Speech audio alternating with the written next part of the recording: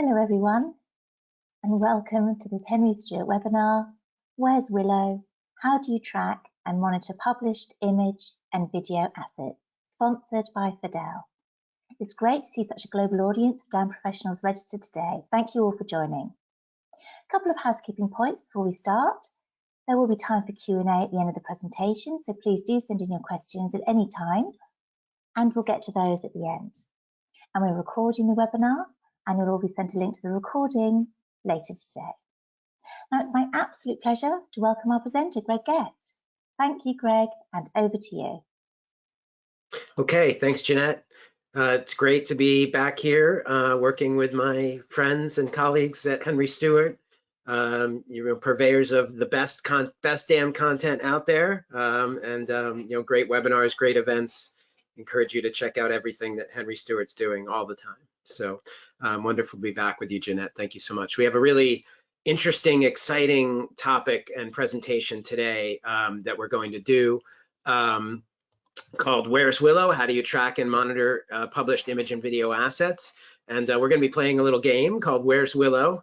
And it really revolves around finding your assets once they've been published and how you can track and monitor your content, your marketing content that you publish across multiple sites, social media feeds, etc., both images and videos, and how and why and how it's important to be able to track and monitor these things. And that no matter who you are or what type of organization you are, you have marketing content out there, and you might be a DAM manager or a content manager. And you're ultimately going to be responsible in part for making sure that content that you're producing is compliant with rights and things like that. You might be from legal, in which case you're very concerned about things like lawsuits for misuse or content being expiring. You might be a brand manager responsible for brand consistency or certain initiatives or strategies. And you want to maintain that consistency across your brand image that's being reflected out in the public. Or you could be a creative or an agency, in which case you're going to want to be aware of where the content's being used so that you can make sure that you're not breaking any rules. So no matter where you are in that chain of pre-production, production, post-production, the topic is relevant to what you do because they all connect into the flow we're going to be talking about today. But we are going to really focus on kind of that post-production world, that once your images or videos go out into the world, how do you monitor them and how do you find them if you need to find them really quickly, which is what Where's Willow is really about, is an example of quickly needing to be able to find something. So why not just publish and forget about it? Well, there's multiple reasons for that. I've already touched on a couple of them in my intro, but at the top of the list really is litigation for misuse from talent. So you might have talent or models or spokespersons in your marketing content. And if you misuse that content, you publish it somewhere where it shouldn't be, or you publish it somewhere where it should be, but only for a limited time and it expires, then you leave yourself open to the risk of litigation, which can not only be damaging financially, but can also damage your reputation depending upon the situation that you find yourself in. So definitely want to avoid that. That's one reason not to just publish something and forget about it. Corporate governance, so you might have certain rules, restrictions, mandates from your company or from the corporate level that drive what you can and can't do with certain content, where it should go, where it shouldn't go, how long you can use certain things in certain ways, and so you want to make sure that you're able to enforce that. Partner compliance, this is a tough one because with your partners, you lose some control over what's happening with your content. So you really don't want to just give content over to partners and just trust that they're going to do everything right with it. You really want to be able to monitor and make sure that your partners are also staying compliant with any restrictions you have on the content from the talent or from governance policies. Brand consistency, I touched on a little bit from a brand management standpoint. The most prominent example of this is logo usage. So you want to make sure that all the content you have out there is on point with your brand. So if you change your brand, or if you have an old logo, it's important to be able to know where those things were used so that you can maintain consistency across all those things. And then finally, if you're doing certain campaigns or initiatives, you want to make sure that the content across the multi-channel, omni-channel environment supports that campaign and that initiative. So you don't want to have content out there that's working against your campaign or against what you're trying to do strategically. And the only way you can know that is by knowing what's out there and what people are seeing. So lots of reasons not to just dump my content onto my site or my feed and forget about it, right? Very important to be able to find it and track it. And there's certain events that might occur that will cause you to have some urgency in this, and to have a need to immediately identify where you have content of a certain type and be able to find that content so that you can make certain decisions about it. And some of those events are, for example, I mentioned rebranding. So if you have a new logo or a new messaging that you're trying to get out there, and you have the old logo or the old messaging out there, you want to be able to find that so that you can make sure you pull down any of the old content, or enforce your partners to take down use of old logos or taglines, et cetera, so that you can support your rebranding. Similarly, if you have an old campaign that you're putting to bed, maybe it's something that's timely related to a sporting event or a holiday or something like that, and you want to be able to find all that content and make sure it's pulled down so that it doesn't appear that your content is stale. That's another event that could cause you to want to be able to go out and find content wherever it is. Expiring talent contracts, again, big risk of lawsuits around that. If you publish something with a spokesperson or a model and it expires, you run that risk of getting into trouble. So when you have agreements that are expiring, that might be an impetus for you to go out and find everything around a particular talent, et cetera. And we're definitely going to kind of touch on that type of use case with our Where's Willow game when we get into it.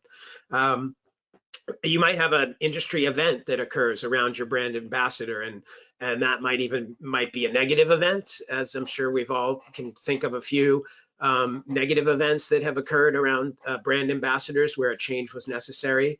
Or it could be an opportunity. So it's not necessarily something negative. Maybe your brand ambassador, won a big award, and you want to be able to maximize that content and know where it's being used. Or it could be also, we mentioned rebranding. Maybe the name of your company has changed. That happened a lot over the past 5 years or so. There was a period there where a lot of companies were rebranding. Or you might just be rolling out a new channel strategy, and you kind of want to understand what's out there and how it's going to impact a particular channel. You might want to look vertically within a channel for your content and see where that content is. So this is just some of the things that might cause you to really quickly have to find content and adjust it. So let's take a little poll. Always love to have these be interactive. Let's have the poll up. I think it's up now. And so definitely want to know how many of you have experienced one or more of these events. So have you gone through a rebranding of corporate messaging? Have you experienced putting an old campaign to bed? Have you had talent contracts expire? Have you had something happen with your brand ambassador? Or have you had challenges with, a new channel strategy or something like that? So go ahead and let me know if you've experienced any of those. You can select all that apply so we can get a sense of what you're going through out there, and how many of you are actually having challenges with this. And we got a great crowd here today, so thank you for being here. We'll get some good numbers. So let's see, maybe we're ready. Has everybody made their votes? Let's see if we can get the results.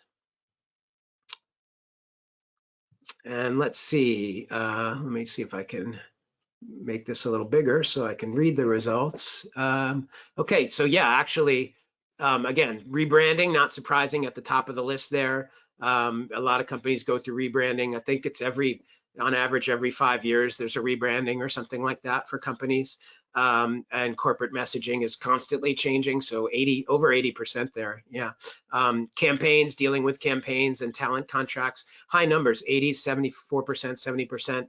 and then less on the involving your brand ambassador, down to 15%. That's good news, I guess. So you have good brand ambassadors, nothing negative happening. We're going to be looking at kind of that use case today, but again, the tools we're going to be looking at, tracking and monitoring, will help you in any of these scenarios. So thank you for participating in the poll. And back to our slideshow. So so it seems like you're all dealing with that. It can be challenging. It's a lot to keep track of. You have many brands with distribution across, in some cases, hundreds of different websites and social channels. The volume is incredible. You're publishing, and you're publishing to your own sites, and you can control that, but you also have a lot of partner ecosystems out there that can be very broad and very hard to monitor and make sure that your partners are being compliant or that you have some control over that. So having tracking of that can give you some semblance of control over content that your partners are using. You also have the challenge of assets being reused and manipulated in many ways. So cropping, coloring, etc. If you're doing video, you might have it be edited or reused in different ways, different formats, different lengths, etc. So when you pile all this on together, you know, hundreds of sites, partners, multiple partners, all different kinds of assets, images, videos, it's really a big pile of needles that you're looking through here. So having the right tools is extremely important. So let's just take another quick poll, and then I won't ask you any more questions. Then you can ask me the questions later. But one more quick poll around just how many sites do you think that you're publishing content to? And that would be like different corporate websites, Facebook, Instagram, YouTube. So when you do a piece of marketing content, how many sites are you typically publishing that to? And you know, we see some smaller companies have just a very targeted, and really some larger global companies literally might have hundreds of different channels that they're publishing content to.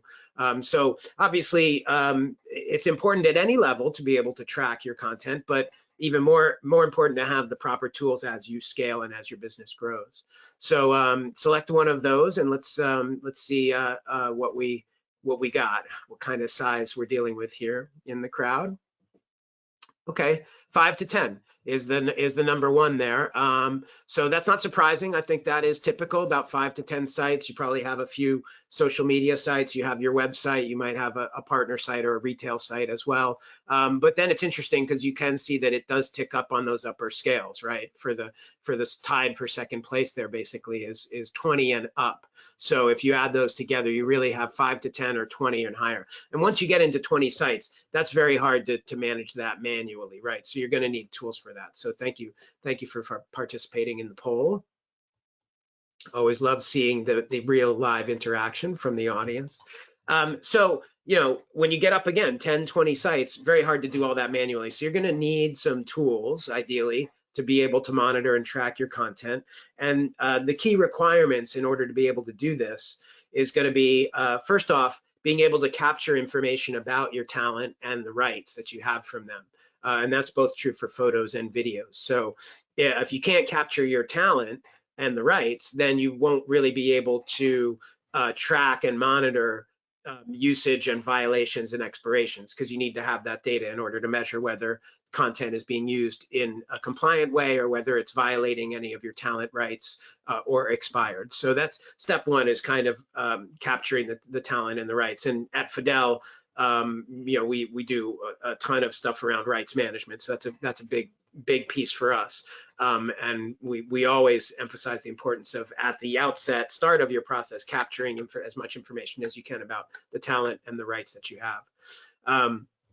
You're also going to need the ability to do image matching, because unless you're using things like watermarking or things like that to match up images, and those techniques, watermarking or pixel embedding, things like that, they can work well, but they also can get diminished, but through transformations or resolutions or things like that, that could make it hard. So there's many different ways to do image matching. But you're going to need a way to do image matching to quickly identify and make sure that assets that you find that published are assets that actually match assets in your DAM or in your marketing content. So you're going to need that ability, and we as you'll see in the demo, we use really kind of a mix of algorithms that do a visual pixel match to do that image matching for both images and videos. And then you're going to need the tracking element. So you have your matching, but you also are going to need your tracking, which if you think of that as kind of the telescope or the binoculars or the magnifying glass that you're actually looking with, right? And that's a mechanism that will be able to actually look at sites or social media feeds to find the content that's published there so that you can match it back to your talent and your rights information. And there's multiple different considerations when you think about tracking. So again, there's lots of tools out there, but the things you want to make sure is that you have tracking that can look at your websites, that can look at your social media feeds, that can look for photos, that can look for videos, so that you really are throwing as wide a net as possible to look at across the ecosystem. Then you want to be able to track that information. So you want to be able to look at those sites, look at those feeds, match that to images in your DAM or in your marketing content, match it up against talent and rights information so that you can see the usage in real time of where an asset's being used and see any violations in real time that you might have based on missing rights or expiration dates, or just be able to see where something's used so that you can, again, understand where your old logo is or where your old brand is, or where a previous campaign is showing up on your sites where you might not want it to. And then finally, you want to be able to not only see that in real time, but you also want to be able to run reports on a regular basis to stay on top of things like violations or risks or expirations. So you want to have that reporting function as well. So those are kind of the main requirements that you want to look at when you're thinking about a strategy around tracking and monitoring your published images and videos out in your omni-channel ecosystem that you're dealing with. So let's have a little fun and look at what this looks like when you actually put those tools to use and put them into practice. So we're going to play Where's Willow? And Willow is our fictional brand ambassador, very popular model that is trending right now. And her name is Willow Lent. And we've been working with her at Susie Blue, our fictional fashion beauty brand. And she's been a great brand ambassador for us. We've generated content with her and done marketing campaigns with her. But we found out that she's not an exclusive brand ambassador. She's one of many that we use. But we have featured her prominently because of her popularity. But she recently did sign with another brand, and maybe that's not even a conflicting competitor brand, but some other agreement she signed where she's going to be in the public eye a lot for this new licensing deal that she's done. And so we might want to reconsider the prominent way in that we're using her. We don't want to have oversaturation. Maybe we want to pull back on our use of her and swap in some of our other brand ambassadors. So that's the scenario we're talking about today. Now you can use your imagination. There's many other reasons why we might want to swap out Willow. But we wanted to keep it to a friendly one today. So she's doing well. She signed with somebody else. We just want to alter our strategy, alter our channel strategy around our brand ambassador. So we may want to minimize the use of her marketing images. So we need to identify where those are. And then both images and videos that we have of Willow. And we need to look at those and then analyze the usage, analyze the rights, and then devise a strategy around that about what we're going to do. So let's jump into it. I'm going to switch over to Brand Vision, which is Fidel's brand compliance solution across brand compliance that really handles pre-production, production, and post-production brand compliance flows. We're going to be focusing in again on our kind of content tracking and monitoring capabilities here. But keep in mind, again, there are other tools out there. So encourage you to do your research, keep the key requirements in mind that I mentioned, and find what works for you. I'm going to demonstrate here on Brand Vision how we put those pieces together to find Where's Willow. Okay, so let's start with what I mentioned with the first part which is capturing data on your talent and their rights. So here I can capture information on my talent, and if I want to see my information on Willow, I can search for that and pull up my information on Willow. It's kind of like a talent Rolodex in here, and I can see Willow Lent and information about her and her agent. And if I click into that, I can see some more information. I can see her social links, etc., and track whatever information I want about Willow, different characteristics and contact information, etc. And it also gives me an easy way to instantly see the assets that I have in my system that are associated with this talent. So not only have I captured the talent, I've linked her to the assets that she is in. And you can see I've got 2 here. Now you're probably in the real world, you'd have a lot more, but I kept it just limited to 2 for the demo so we keep things clear and concise. One is an image of Willow, and one is a 30-second video spot that has Willow in it. So those are my 2 assets. And from here, I can also see what the agreements that I have with Willow. So if I look at the agreement, I can see there's our talent agreement with Willow Lent for the beauty campaign that we're doing. And if I click through and take a look at that agreement, now I'm kind of looking at Willow's agreement, and I'm looking at the details of that agreement here, and I can capture the rights that Willow has given me. So if I look at the rights, I can see that from Willow, I've got certain social media rights, and those social media rights are for all territories for social media for about a period of 1.5 years. And then I've got digital rights for all territories, open-ended, so in perpetuity digital rights for really my digital platforms, my SEO, PPC, mobile, tablet, display ads, digital media, brand, website, direct marketing. So all my digital channels, I've got digital rights from her, and those are open-ended. So I've successfully captured the information about my talent, the information about my talent's agreement and the rights that my talent has given me, and I'm able to tie that to the assets that are related to that talent. So within my own world, inside my organization, I can find Willow and I can see what information I have for her, what rights I have, and what assets I'm dealing with. Okay, now let's see outside my organization where those images are used. So if I look at the go back to the asset here for my video, for my 30-second spot. So now I'm looking at one of those particular assets associated with Willow, and it's a 30-second beauty spot. And I can again see that this is not Willow in this photo, right? And that's because there's actually 2 models in this video. There's Willow and there's Madeline. So this is Madeline, it's a 30-second spot. But from a rights management perspective, you ideally want to be able to capture this information as well, which is who are all the models that might be in a video and connected to your video. And as a result, this asset actually relates to 2 different talent agreements. And when I look at the rights, it's a combination of rights across the talent. Now, we're not going to go too heavy into the rights management piece. I'd love, if you want to have that conversation with me, by all means, reach out to me after the webinar, because I can go deep on rights management. But today we're really going to focus on usage. So I'm going to click over to the usage tab here for this asset. And this is going to show me where this asset has been used. And I can immediately see that it's been used in several places. And I can see that it's been used on YouTube, on the Susie Blue YouTube site.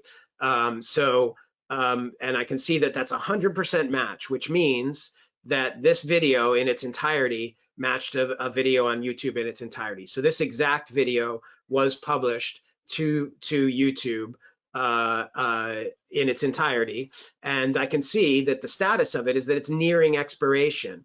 And if I look at that, I can see that's because my social media rights are expiring at the end of May. Like I said, they were for 1.5 years, but they expire at the end of May. So it's coming up on expiration in a couple weeks here.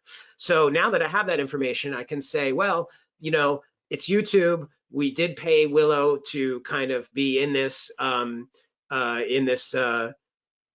video, and let's get the most out of our money, and let's leave it up for the next 2 weeks until it expires, and then we'll pull it down. But now I know that it's coming down in 2 weeks, and there's not a lot of extra exposure to leave that up. So that's great. So we'll leave that up, and we'll pull that down at when it becomes expired in 2 weeks, and we can monitor that. Now, the second one here, I've seen that it's been found on Beauty Shop Till You Drop, which is a retail site from one of our retail partners. And this is a red flag because it's missing rights. Okay, so we need to look at this. Now you'll notice this is only a partial match if you look at the match percentage. So what that means is that part of the video asset in our DAM matched to a video that was found on that beauty site, Beauty Shop Till You Drop site. So if I look at the keyframe here, I can actually see that for my asset that has Madeline and Willow, only from 17 seconds to 30 seconds matched what was used on the partner site. And if I want to see that in action in video, I can see that marked off in red here. So I can see Madeline, this clip did not match to anything on the partner site, but this clip did, and this is Willow, which is what we're concerned with. So where's Willow? We found Willow, and Willow is here buried in a clip on the partner site. And if I go and I look at that site actually on the partner site, let me do that a different way. If I look at this, I can see the video on the partner site, completely different video, right? But as I go through this video, I'm going to see there's the clip of Willow. So what they did was they actually re-edited the video, took a clip of Willow and made a new video out of it. And if I go further, I can see there's other models and things that they grouped together here into that video and published it on their site. So I was able to find Willow, and the thing there is that partner didn't have the rights to do that because we don't have the rights to use Willow on a retail site. So they caused a violation by re-editing that video and using it on their site. So we're going to reach out to them immediately and say, hey, take this down because you're violating the talent rights by having up there, and don't do that again. But in case they do it again, which they probably will, we'll be able to keep monitoring it and make sure they don't do it. So now the third usage here is on the SusieBlue.com website. And I can see there again, 100% match. So that full video was used on the Susie Blue website. And in fact, if I open the Susie Blue website, I can see that video is used very prominently at the top of the website. I can see that it's valid, so I have the rights to use it. So it's fair to use it here, but it's really prominent, right? So as far as the strategy about using it with Willow is that, do I really want Willow this prominent on my website given the strategy we're looking to shift from? And the answer is no. So I can actually reach out to my web team and say, hey, take down that Susie Blue video and take down that video with Willow and replace it with something else, because we don't want to feature her that prominently at this point. So I was able to find 3 uses of this video there and know what to do with it. Similarly, I could look at the image that we have of her and go in and look at the image and look at the usage for the image. And I can see that the image here was used both on SusieBlue.com as well, where it's valid. And so if I scroll down here somewhere on the website, I will see that it was used here. And so I can take that down as well and say, yeah, we don't want to feature her that prominently on the front page of the website. So I can reach out to my web team and show them that. And I can also see that it was used here on Facebook. And if I look at that post on Facebook, I can see it was used here on Facebook. And the interesting thing about this is you can see that it's an actually mocked up, it's a transformed image with some additional text above it. Around it from Susie Blue as a marketing piece, but they did use that photo of Willow as the photo on the smartphone here. So I was able to actually track and match that on Facebook and find out that she was used there. And because Facebook, people can share this, etc., and this can go viral at any time, I probably want to pull that down too and swap that out or get rid of that post as well. So it's nearing expiration, but even though it's nearing expiration, I don't want to leave it up. I actually want to pull that down as well. So that gives me the ability to reach out to my social media team and say, pull that down as well. So now, how did we actually do all that, right? How did we find that and match and do all that tracking and matching?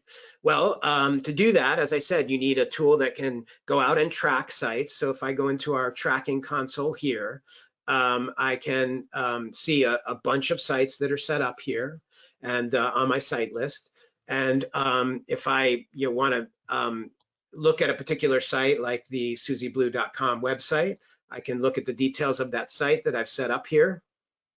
And I can see that I can set that up to track images or videos only. So we have a sophisticated tool here that can do either or both videos and images. I can also assign rights designations to this site so that I know when something's a violation. So in this case, I've said this is a global brand website. So if I don't have rights to brand website usage and I publish something on this site, that's going to be a violation. And then I can put in my URL and I can set up this site. And then the tracking will go out and track that periodically on a periodic basis, as often as you set it up to do, and it will go out and look at the susieblue.com website, and it'll come back and it'll tell you what it found.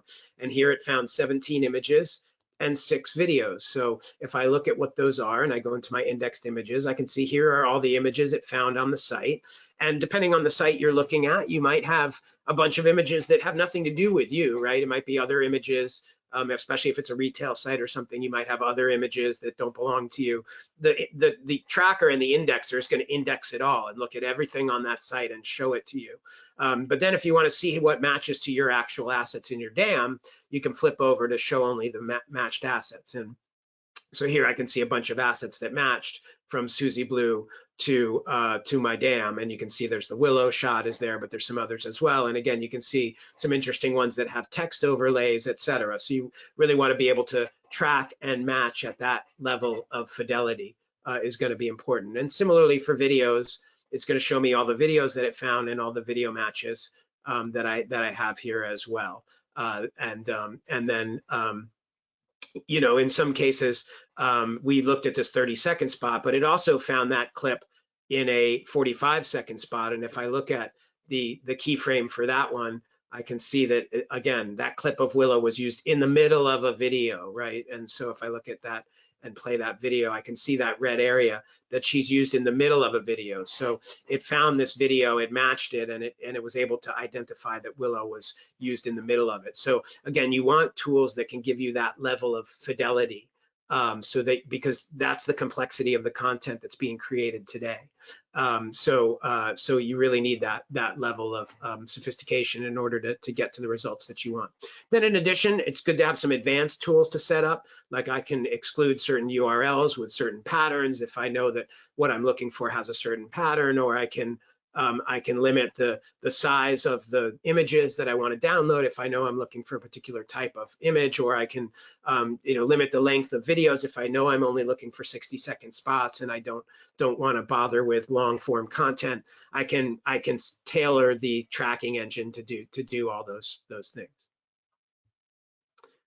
And it's really kind of that simple when you have the right tools. So again, I can set up my sites. All these sites go out, they get crawled. I get the answers back, and I can see everything that was indexed and everything that was matched, and then that's tied back to my asset, and then that's tied back to my talent and the rights, and I can see all that information. Now, there's one other use case I wanted to mention. It's a little bit different Where's Willow type of use case than what we were just looking at, but it's one we hear frequently, which is, let's say Willow's agent is surfing the web and they come across an image of Willow that they're pretty sure we don't have the rights to use. And it's used, on one of our sites or our partner sites. And so they send off a nasty email to us saying, I saw this picture of Willow on the web and on this site, and you don't have the rights to use this, and please cease and desist, and et cetera, et cetera. And I just get an email with that image, and I don't know anything about that image or that site potentially. So at that point, I need a tool that can help me instantly find Willow and find that Where's Willow and find that image in my own DAM, right? And so for that, it's good to have an image, again, same image matching technology, just slightly different usage of it here, which is that I can then take that image and I can take that image of Willow, pop it in here, and it will instantly look at that image and find it in my content, in my marketing content. And so here it is. It did find it. It's a beauty product campaign with Willow Lent. So okay, it is an image in my DAM here, and I do want to understand if I have the rights or not. Mistakes do happen, right? But if I look at that, I can see that when I look at the rights, I do have North American retail rights, but they're from Get Me. They're from Get Me Images. So this is actually a stock agency image of Willow that we licensed from a stock agency. So it's a slightly different use case as far as the rights go, but we did license it from Get Me Images, and we do have those rights. And now if I want to see that agreement, I can also see that agreement right here. So if you want to attach actual talent agreement contracts into the system, I can open up that agreement, and it'll open up that talent agreement here and show me the information that I actually licensed from Get Me Images for that. So I do have the rights to use this on my retail site where they found it, and so we're not in breach of anything. And so I want to be able to send that information back to them, so I can easily, right from here, from my image matching capability, I can very easily say, okay, let me print out a document in that format. I can generate a document. I can open up that document. I can see that it has information about this. I can send that back to, I can send that right back in response to the email. Here's the asset. We located it. We do have the retail rights for North America from Get Me Images. If I need to provide any more information or the contract, I can provide that as well. And so you can instantly address that type of assertion or request that comes in externally as well with this type of image matching capability. And it saves a ton of time for somebody to have to go research that, find out what that image is, locate it. No, I can just drop it in and find it instantly. So again, that's the importance of having the tracking capabilities. Again, starting with the talent, capturing information about Willow, capturing information about her rights or things that are licensed with Willow, having that ability to track and do the tracking on those sites and looking at all your sites, having the ability to match images visually and videos so that you can find images, whether they've been transformed or whether a video has been edited so that you can find it. And then the last piece is, again, not just being able to see that in real time, like I've shown you here in the system, but also being able to report on that information on an ongoing basis. So you want to be able to have reports where you can look at usage violation, for example, and you can see for what assets do I have usage and what is the violation. So here you can actually see some of those assets and where they were used, what site they were found on, what high percentage of match, what part of a percentage of it was used, and what that violation type is. And then I can subscribe to that report. So ideally, you want to be able to get this report on a subscription basis, or you can subscribe to it, or you can have it sent to anybody else, send it to the brand manager, send it to your boss, whoever can generate it in a variety of different formats and get it daily, weekly, monthly, etc., and have that ability to really stay on top of not just usage violations, but where that becomes really important is expirations. So things that are expiring. So if I have expirations here, I want to know when I have assets where the rights are expiring, and I can see, remember these had 14 days till they expired on social media and YouTube. And again, I can subscribe to that report and get that report on a daily or weekly basis so that I can take care of those expirations before they become an issue, not after they become an issue. Because once it expires, you have an issue because then you have a liability from your talent perspective.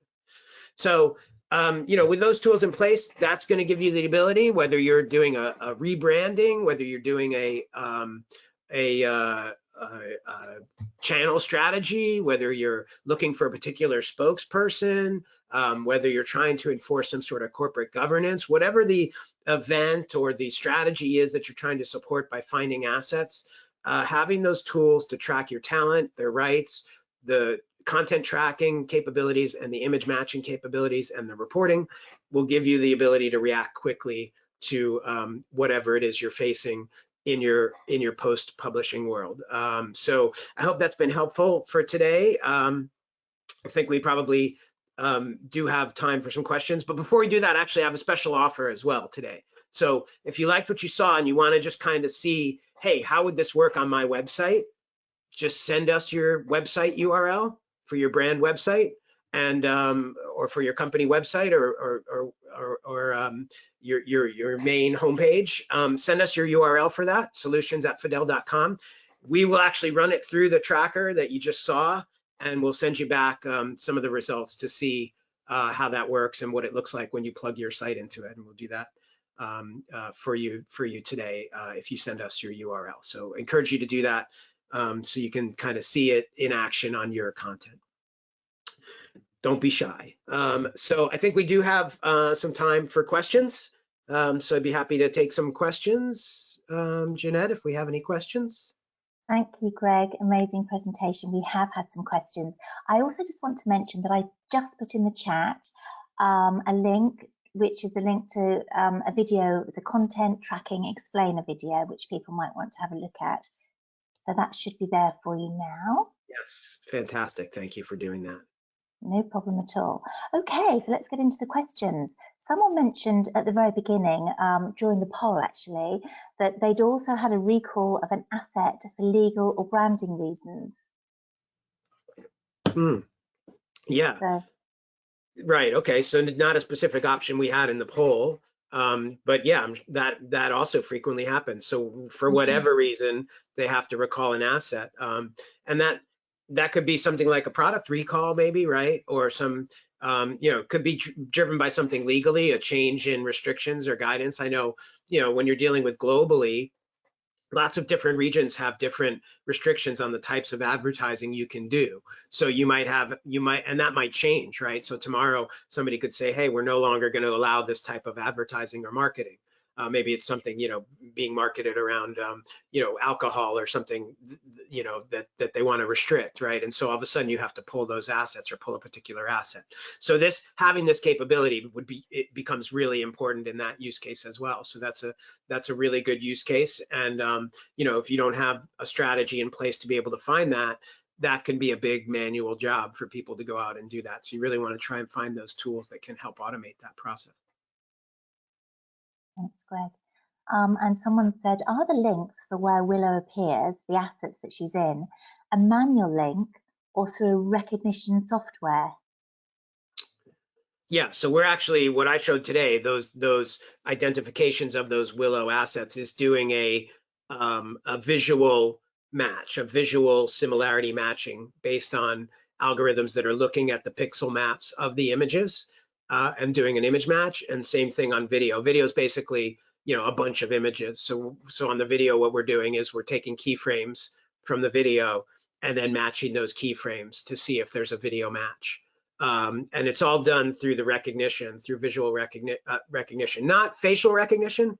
That's something we're looking at expanding into, which would also obviously, in the case of Where's Willow, would help with facial recognition. What I showed today doesn't have any facial recognition, but it is image recognition and image matching. So it wasn't done through a manual linkage of an ID or a URL. It wasn't done through an embedded pixel or a watermark.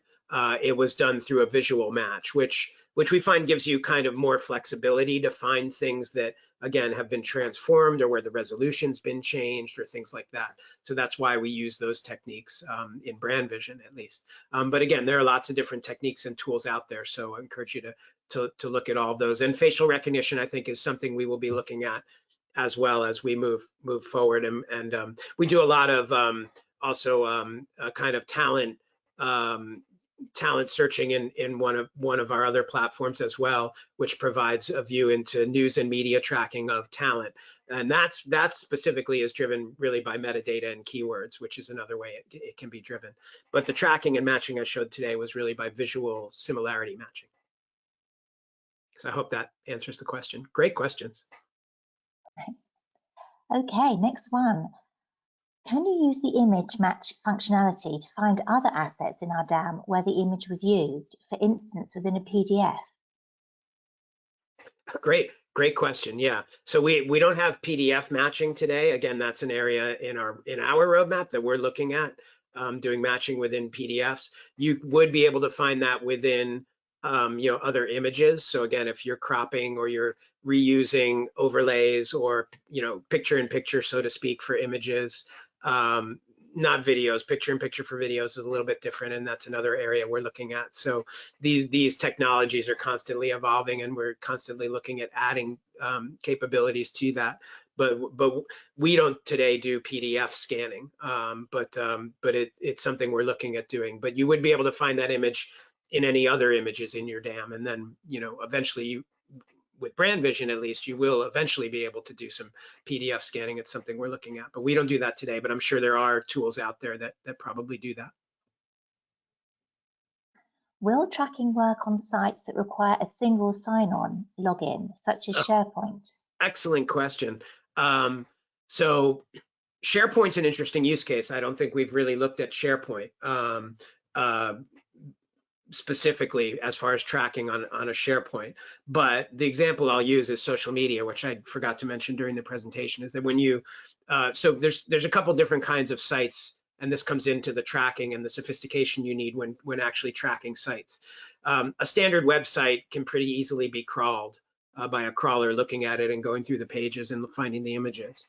An e-commerce site becomes more complex. A site like Amazon or Shopee or some of these big e-commerce retail sites, even things like Walmart and Target, for example, because they have much more complex and sophisticated content delivery systems underpinning the sites. So typically a normal crawler might not be able to process that. So a lot of times you have to develop a very specific custom crawler for those sites. And we've done that for Amazon with image tracking on Amazon. We have a custom crawler that will effectively crawl Amazon. We're adding video to that actually in our next release for video crawling on Amazon. So as you encountered, some sites, they require, we call them premium crawlers, because you have to put development into making them work. And then you have social media sites, which are different as well, because they typically do have a credential aspect. So Facebook, for example, and Instagram won't let you crawl or index all of Facebook or all of Instagram. Their APIs, first of all, they're API driven, so you have to develop against an API, and you're limited by them to the feeds that you manage, that you have the credentials to. So when you set up a site in content tracking in Brand Vision for Facebook or Instagram or something that requires that, you actually do have to enter the credentials. So if we were to have a tracker for SharePoint, which is an interesting thought, which we don't have today specifically, but you would theoretically for that most likely need to use credential-based login to do that. But that is something we're already doing for the social media sites. Awesome, wonderful question, love it, thank you. How does your product integrate with third-party DAMs? Okay, God, another great question. What a great audience this is. Our product has a full API library, public API library for integration with DAM systems. So you can integrate with your DAM system, use your DAM system as the source of truth for the assets, essentially the way that works. And we do have connectors to many of the larger or more prominent popular DAMs out there in the ecosystem. So if you're interested in finding out about what we will link up to or what we have connectors to, I encourage you to reach out to us. How it typically works or generally works is that as an asset comes into your DAM system, it gets registered through the API into our system, and now you have a record of it in our system and an image of it that you can then track, and then you can use the tracking in our system to track those assets in your DAM, and then you can feed back rights information or rights clearance. Most of the connectors we do today are more focused on the rights piece, on the rights management, so being able to do rights clearance and rights availability through your DAM. But the APIs also allow you to get back that usage information that you saw today, and that is something that we're actively expanding some of the DAM connectors to include. So depends what DAM you're on and what you're looking to do is the short answer, but anything is possible given the way that we have open APIs is the longer answer, is that everything you saw today can be made available, the usage that you saw and that tracking can be made available through your DAM. Thanks, Greg. We've got loads of questions coming in, so we might need to go through them a bit quickly now to get them all done. Okay. And if we don't get to your question, by the way, feel free to reach out to me after. I'm happy to answer your question afterwards. Absolutely. So is there an AEM integration? We do have an AEM integration. Yes, we do integrate with Adobe assets. And it's it's one of our very mature connectors, I'll put it that way. So you get a lot of functionality through it. It allows for rights clearance, availability views in AEM, attachment to agreements, so you can manage talent agreements, search filtering based on rights. And I think in the near future, you will see the usage data that I showed you today showing up in the AEM connector as well. So it's a very robust connector and adds a lot of great functionality into AEM from a rights management and content tracking perspective.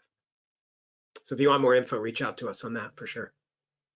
Are there any plans for this to work on audio, or is that an added level of complexity to the way the search match is executed? Man, this is a really good crowd. Great question. So we're actively talking to some partners around audio matching and looking at audio. It's just a different animal. That's all. I wouldn't say it's necessarily more complex because you're you're really just matching wave files to, rather than pixels, right? So it is something we're looking at. We don't do it today, but I can definitely see us expanding in that area tomorrow. We're starting to hear customers talking about audio more, and can I match audio, and can I track audio? And of course, music and narration and voiceover is a big part of the licensing world, as far as things that get licensed and have certain restrictions and rights applied to them, especially when it comes to music, right? So being able to track music assets or music within assets, for us, we'd be looking more, not just straight kind of Shazam tracking, but audio within video, I think, is where we would end up doing a lot of work as well. So stay tuned for that. How does this work with collage-like photos, many combined into one, either as overlays or as individual photos combined, or even GIF files? Yeah, the answer is it really depends on the files and the makeup of the content. So it works very well to a point, and then as the similarity overall starts to get further and further from the source, that fidelity becomes harder to capture. So, if you have a collage of 4 photos and one of them is a full match photo to what you're looking for, it's going to do very well. If you have 100 small photos in a collage, and part of one of those matches one, then your percentage score is going to be very low. So it really depends on the content at that point. The tool can do a good job of going pretty far, but then at some point the fidelity drops off, depending upon the complexity of the image and also the makeup of the image, whether it's easier to match or not match. I will say that what we're doing is we're constantly looking at adding new elements to our algorithms to expand them. So we're in our next release, I think in Q3 or Q4, we're actually going to be building in a second algorithm and use 2 different algorithms to look at the matching, so that we kind of double our capability to make sure that we're finding the content that we need to find. Because one method works for some type of content, but not for other type of content, and then a different method's needed for that type of content. So you really have to start thinking about layering on all these different types of matching capabilities. Just one trick is not going to solve it all. It's really complex in that manner. So I hope that answered the question. Is the tracking of assets all just based on image recognition, or does manually entered metadata also play into the tracking? Is there a way to discover your asset being used somewhere if you haven't already listed that site as one you're tracking? Yeah, good question. Our matching that I showed today doesn't do anything with the metadata or the keywords. It's strictly based on a visual match. So we're not, with the exception of, I showed the advanced setup. So if there's certain text in the image or the image name or the description that you're looking for, you can dial in the tracker to look for things like that. So there's that aspect to it, but it doesn't actually do the matching based on any metadata, because obviously the metadata might be very different on the site where it's used, although we do support IPTC metadata and EXIF metadata, so I could see us at some point expanding to include some of that from a matching perspective, but we don't do that today, as far as that goes. I think there was a second part to that question that I missed. I'm going to have to scroll up. There's quite a few. Is there a way to discover your asset being used somewhere if you haven't already listed that site as one you're tracking? Yes. Thank you so much, because there was something I wanted to say there, which is Google Vision. So we're going to be integrating Google Vision into our product as well going forward in the second half of the year. That gives you an added ability to find your image, anywhere on the web. And you can do it today using Google Vision, but we feel there's a value to actually embedding that in Brand Vision, so that from within Brand Vision you can very easily get a Google Vision view of an asset of where it might be on the web. Now, there's pros and cons to that. You can find it in a wider net without pointing your telescope at it, but you're not necessarily going to get as much information about it as far as violations or expirations, because you don't necessarily have any information about that destination site. Plus, you might not have any control over that site, or you might not be liable for any usage of that content on that site because it's not under your control. So, those are some of the considerations there, but we are looking at how we can at least give that view and let our customers decide, if it's a value or not. What type of AI enhancements you can envision in the dam area? And these are some of the best questions I've heard on a webinar in a long time. So thank you to this amazing audience. Yeah, AI, it's everywhere, right? And we're talking about it constantly. We're already, there is some AI elements in what we're doing with the matching already. But I think the jury's still out on what type of AI tools, as far as the things that are being prominently talked about now, could blend into this. But it's going to affect everything. It's going to affect everything from content creation to content publishing and content usage, because everything can be driven by, I think insights and analytics is going to become more powerful from AI for sure.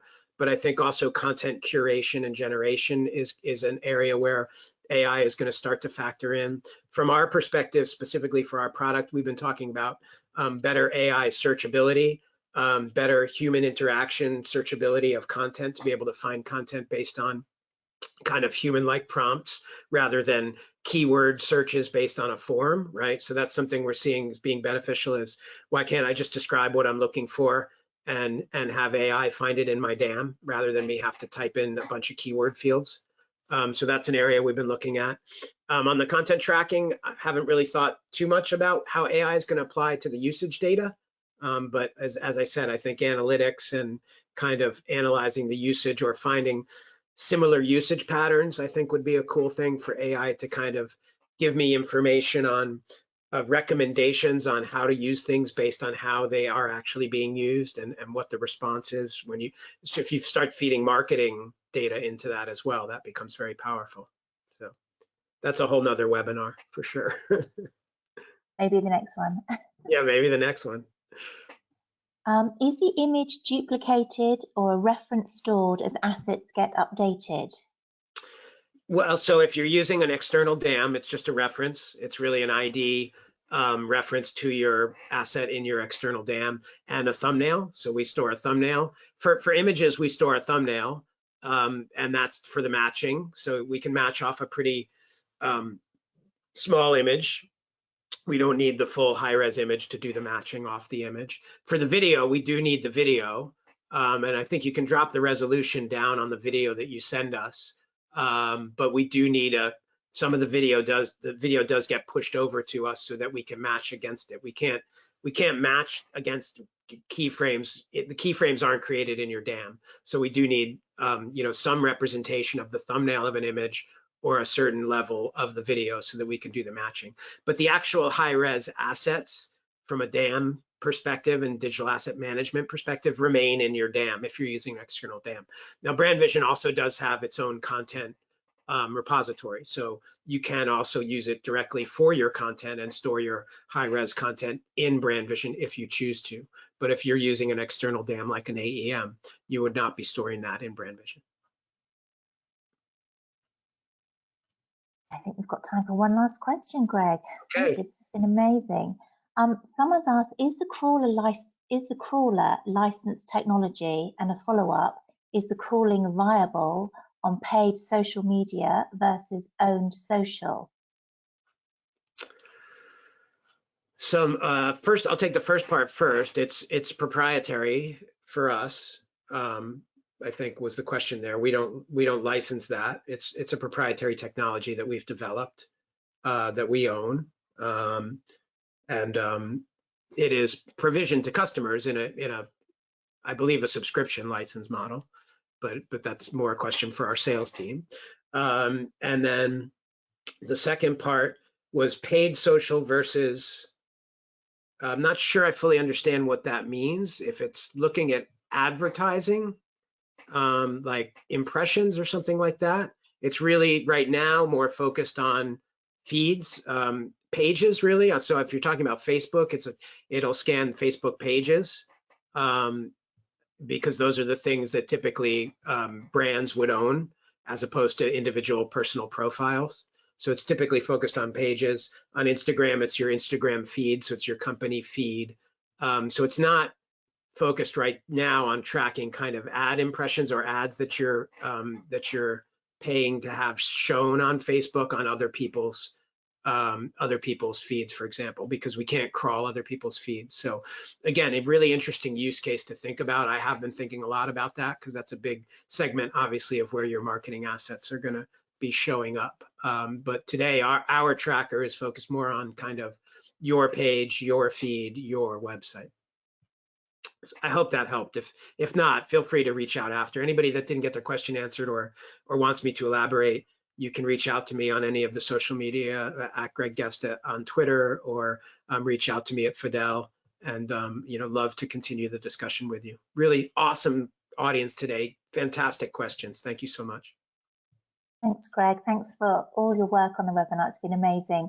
And I want to just tell everybody that Greg and the team from Fidel will be in New York in September, so you can visit them there if you're going to be coming to that event. And do reach out. There's been loads of questions today, and we just haven't had time to get through them all. So please do reach out to Fidel, Greg at Fidel, and all the team. They'll be happy to follow up with you. So thanks again, Greg. We'll see you on the next one. My pleasure. Thanks, Jeanette. Bye, everyone. Bye-bye.